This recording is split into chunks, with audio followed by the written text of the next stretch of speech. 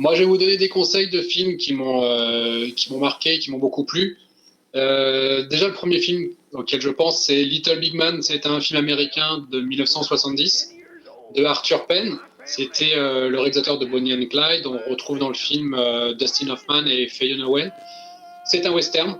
Et c'est un western qui bouleverse le genre puisque les Indiens ne sont pas vus comme des sauvages dans ce film. Ils sont vus au contraire comme des victimes de la conquête de l'Ouest. Et donc, l'histoire du film, on suit l'histoire de Jack Crabb. En 1970, Jack Crabb a 121 ans et il raconte toute son histoire. Et c'est intéressant parce que c'est un jeune homme blanc qui va être élevé par des Cheyennes, qui va ensuite devenir un roi de la cachette, qui va ensuite participer aux grandes batailles Little Big Horn et compagnie. Et donc, en plein 1970, c'est une critique flagrante de la guerre du Vietnam. Donc c'est un film qui est à la fois drôle et émouvant. Et moi, je le conseille de le voir en version française puisque ça rajoute une touche d'humour supplémentaire. La VF est assez drôle. Voilà, donc c'est Little Big Man avec Dustin Hoffman.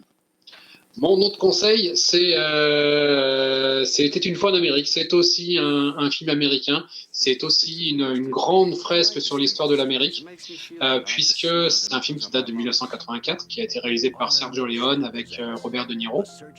C'est d'ailleurs le tout dernier film de Sergio Leone. Et on va suivre l'histoire de Noodle, joué par De Niro, de la Prohibition jusqu'aux années 60. Donc 45 ans de cette histoire de ce mafieux du ghetto juif et toute sa décadence et toute la grande histoire avec ses amis mafieux. Sergio Leone s'est encore fait accompagner par Ennio Morricone pour écrire la musique. C'est évidemment grandiose. Le film a été restauré en 2012. Il est ressorti à Cannes à ce moment-là. Et il y a des scènes rajoutées. Ces scènes qui n'ont jamais des scènes inédites. Elles ont été retrouvées sur un support un peu particulier et ils n'ont pas réussi à les restaurer de la même manière.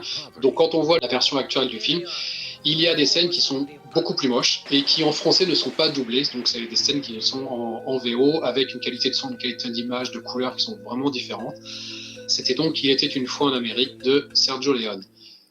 C'est les deux conseils que je vais vous donner, mais je vais aussi vous orienter sur le site du CNC. Le CNC, c'est le Centre national du cinéma qui gère le cinéma, les films, les salles de cinéma, etc.